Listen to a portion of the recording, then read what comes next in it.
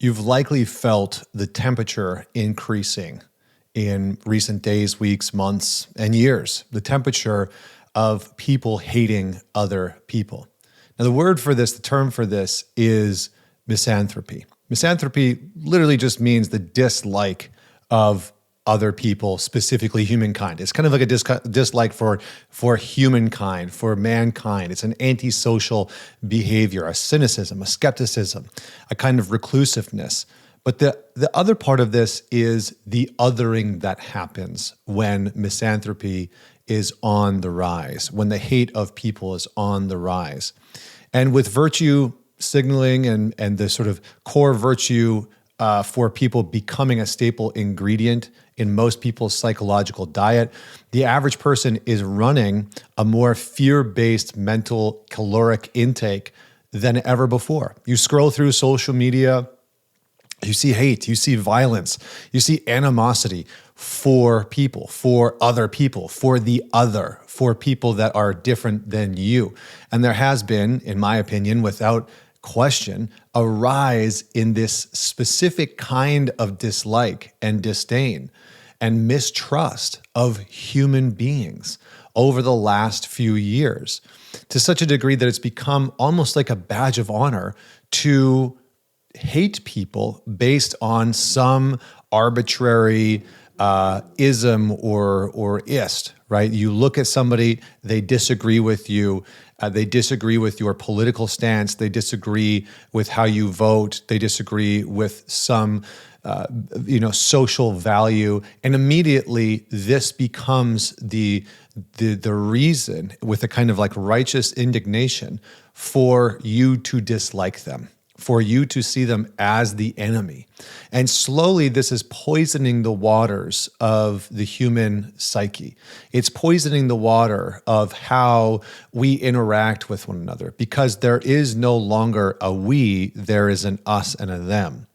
And we are beginning to dehumanize individuals, groups, collectives based on experiences. But what's caused all this? And is there anything that we can actually do about it? Of course, there's the usual suspects, right? Being virtuous has become weaponized and in some places a status symbol. Going online and being fed a consistent, unhealthy dose, really, of content that is made so that you continue to perpetuate certain stereotypes, certain beliefs, and to have a kind of internalized narrative that people are genuinely bad. On average, people are bad. People are not good. That there's evil in the world. And of course, there are bad players. There are people who genuinely have bad intentions. There are people who genuinely represent that trickster archetype, the one that wants to sow chaos and destruction. But realistically, there are other factors that play into this, right? There are other things just besides social media and the virtue signaling and the narratives that happen. There's the very real fact that you watching this, depending on your age range, I mean, if you're under 45, you are far less likely, to be successful financially, to have financial abundance and freedom than your parents. AKA, for the majority of people, especially when you're in your 20s or your 30s, the truth is that the economy sucks. And most people will be incentivized to hate the people that are doing better than you. I remember feeling like that, in my 20s. I was like, man, the people that have money have it so good and they have such an easy life. And, and then I look at how much worse the economy has gotten for the average person and what it must be like to be 20 years old in today's economy and think, I've seen some of the data, I've seen some of the reports, I've seen the news. How in the hell am I supposed to get ahead? And so it feeds into this hatred of people. All right, that's another group that I can dislike. That's another group of people that I can dislike. Then there's a kind of massive gender war that is contributing to this. There is a power battle, much like happens in a relationship between a man and a woman sometimes, where a kind of power struggle will take place because people have forgotten how to get along. They've forgotten that they need each other. They have forgotten that each other person brings a certain value and importance to the table. And when that starts to dissolve, what you're left with is this power struggle that happens. And this gender war that is going on in our culture and society right now has caused men and women largely to not enjoy the other person's company. It has caused men to blame women for all the problems that men are facing, and women to blame men for all the problems that they're facing. And when you look at that, what's starting to happen is that the family system is starting to collapse. Family systems are really under attack. And so in this space where you would normally have grown up in an environment where there's some level of cohesiveness and getting along and a kind of ideal foundational blueprint of how to get along communally, because that's kind of what a family system is, right? It's a little tiny community and a little tiny sort of commune that you then go out in the world and have some reference point for. The family system is somewhat collapsing in the sense that when you look at the data, I mean, if you ignore the divorce rates, because everybody hears the divorce rates all the time. But even if you look at the younger generation, women in Gen Z are much less likely to want to have children than men. And this is especially true when you look at the data between Republicans and conservatives. For Republicans and Democrats, right? Republican men, they see, and this is again in the data, Republican men see having children as one of the top priorities in their life. Whereas for Democratic women, for liberal women, that's like number 7 on the list. It's far down the list. And so you have this disincentivization between men and women who are moving in different directions politically. They're moving in different directions in terms of values. And you have this perspective that's getting pushed out online through different people that are creating content and conversations around relationships that is continuing to perpetuate this notion that the other sex is the enemy, that women are the enemy, that men are the enemy. And you could just go down the list, right? You can continue to go down the list of the things that are contributing to this misanthropy, right? Mass migration, talked about all the time, which, migration, I'm an immigrant in the United States. I'm migrated from Canada. It's not inherently a problem, but migration without integration is going to always create a problem. And it's always going to feed into this narrative of misanthropy. And all of this, everything that I just talked about, the gender war, the immigration, the collapse of family systems, the othering of people, the political divide, all of this is being filmed, is being recorded, is being chopped up into bite-sized pieces and little rage bait content for people to get into a kind of frenzied, frothed oblivion. Right? We live in this perpetual state of there's so many people to hate. Everyone you disagree with is now the enemy. Everyone who thinks different, who prays different, who values different things, who votes different from you is a target for hatred and anger. Anyone who disagrees with you is either now a fascist, a racist, a beta cuck soy boy, who should just crawl into a hole and die. These are the narratives that we are now holding. And again, these aren't my words. I don't believe those things. I'm just saying that this is the narrative online. This has become the cultural perspective.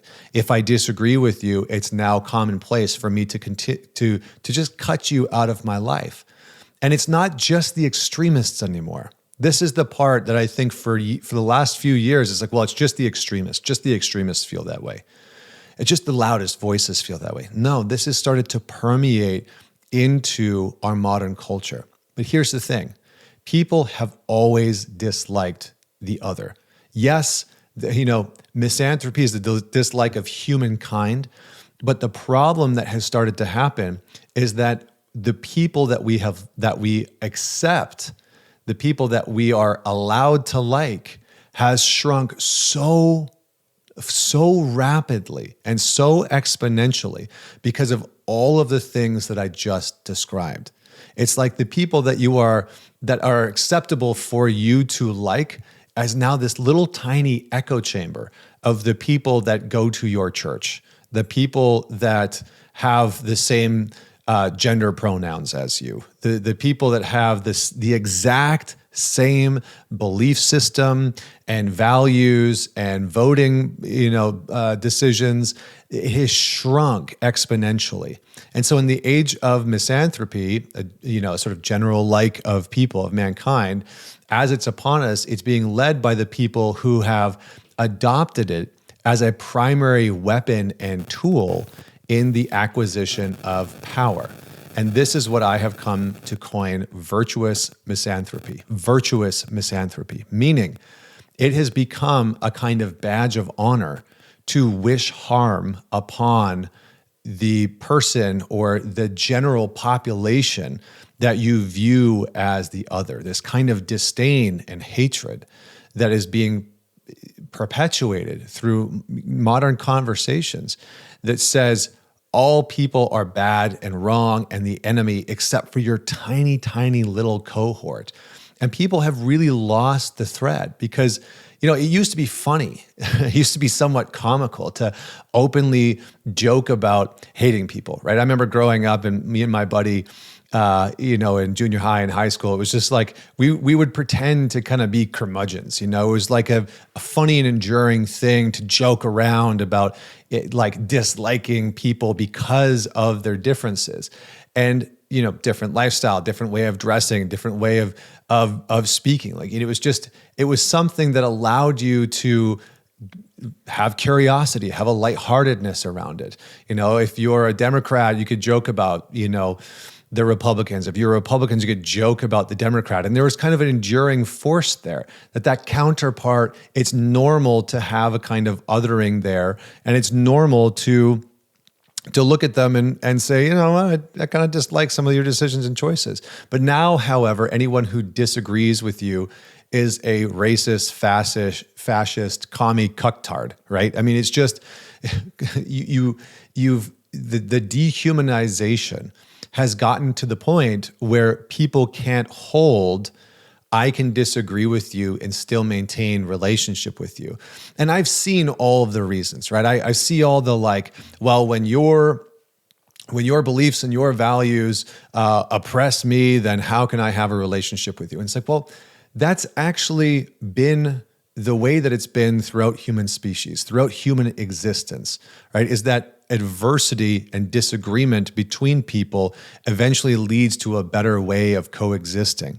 And that we have to be able to cross the barriers and cross the divides and have the conversations with the person on the other side, right? The main message of love thy neighbor seems to be an outdated and antiquated program that the current servers of our modern human psyche and modernity no longer wish to run, no longer values in so many people, because this disdain of mankind has been positioned as something that should be normal, should be acceptable, that it should be okay for you to dislike anybody that deviates from your way of being. And it's a kind of narcissistic self-centrism that has taken a hold of our psyches that says, I am the ultimate version of what is right. It's an omnipotence. I am the ultimate version.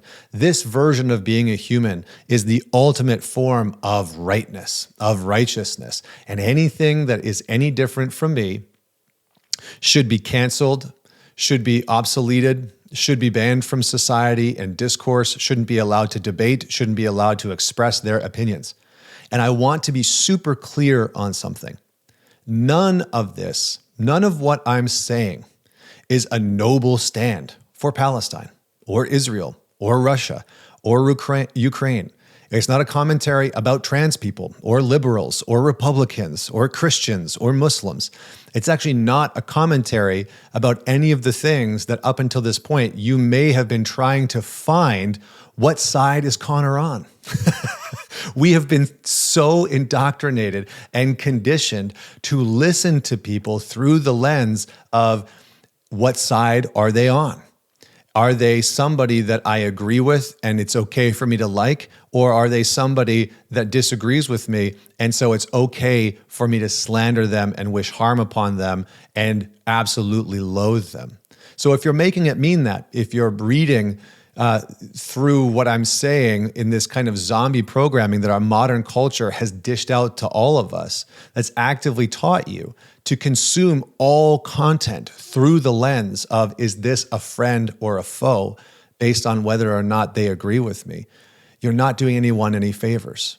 You're not doing yourself any favors. You're not doing your kids, your family, your friends any favors for treating your cat any better than the person that you come across online or at the coffee shop simply because they might hold a different opinion or value than you, right? Misanthropy should never be touted as a virtue. We should never allow or condone in any way, shape, or form for racist purposes, for religious purposes, for political purposes. We should never allow or condone the deep hatred for someone as a virtue, because this, as a species, is a recipe for disaster. But besides this rapid rise of seeing and allowing this misanthropy, this deep hatred for all people, unless it's our specific subset that fits exactly into our mold, except for the rapid rise of this, what we are left with is a kind of solitude and isolationism that has left so many people hurt, alone, mentally unwell, scared, afraid of what to do next. And I see this all the time. People commenting, I don't want to have kids because I don't want to bring them into this world the way that it is. You know, I remember having a conversation with Esther Perel, one of the most amazing couples therapists, and we were talking about this. And I said, people don't want to have kids because they're afraid of the future. And she said, Connor, the most important times for people to come together and build really united bonds with other people, to build families, to build friendships, to build communities, is in the moments where it seems like there's no hope for humanity. And I thought that was such a wise piece of information, that in these moments where we can move into cataclysmic, catastrophic thinking, that the end is just around the corner, right? AI is going to end things tomorrow. World War III is going to break out and end things tomorrow. Climate change is going to destroy the world, before I die. So why bother having children? Whatever it is that you hold as the ultimate catastrophe, because we have been indoctrinated into an ideology and a narrative, a socially constructed narrative of catastrophe, of cataclysmic thinking and belief structure. And it is a kind of suicidal ideation that has begun to permeate throughout our culture, throughout the cultural thought process that people are holding, right? We have adopted this kind of death mentality that is becoming more and more prominent, more and more prevalent within the modern narrative as polarization continues to rile. And, we could go down, and I'm going to wrap it up here in a moment. We could go down the rabbit hole, as I see many people do, of, well, this is what the elites want. This is what the powerful want. This is how the government does X, Y, and Z. It's a mass psyops and all that kind of stuff. I see all this stuff online. And regardless of whether or not that is true, my message for you remains the same, that misanthropy and the hatred of people, of anyone that is different from you, it may feel like a clever or even a righteous stance. It might leave you feeling a sense of ego and entitlement. It might leave you feeling with a sense of strength and righteousness and a conviction, but it fundamentally corrodes the very soil that you and I stand on collectively. Disagreement should never be the foundation of severing relationship, or at the very least, a disagreement should never be an excuse for us to wish fundamental harm on one another as a species. And we have to remove so many of the labels that we have layered into our culture. I'm a man, and so I should hate you as a woman. I'm a white man, and so I should hate you because of your skin color. I'm a black man, and I should hate you as a white man because you're inherently racist and you're always going to come after me, right? Or, I'm Ukrainian, and so I should hate you because you are Russian. I mean, you just go down the list. Yes, atrocities have happened. I'm not denying those things. This isn't any denial of those things. It is simply to remind human beings that at our core, foundational level, you and I and every other person on the planet share one unified experience of being human. And they are all iterations of it, right? It's like Ram Dass said, being a human is like being God in drag, right? There's so many different versions of what it looks like to be a human. And some of them I fundamentally disagree with. I can just list them all off right now. There's ways of being that I fundamentally disagree with. And that doesn't mean that I hate those people. That doesn't mean that I wish that they would die. That doesn't give me the right or the permission to want to cause death and destruction on the people who I fundamentally disagree with.